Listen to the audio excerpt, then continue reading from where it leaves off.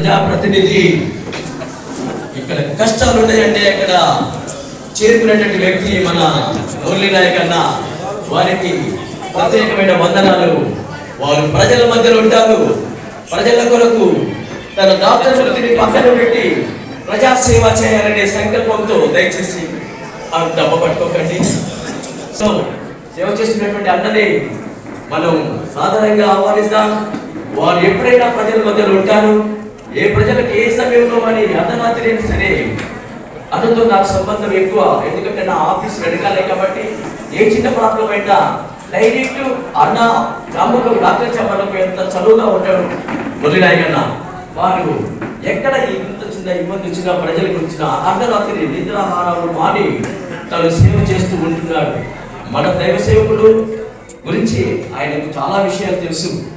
ఎంతో చాలా బిజీగా ఉన్నప్పటికీ మన మధ్యలోకి వచ్చి మనకు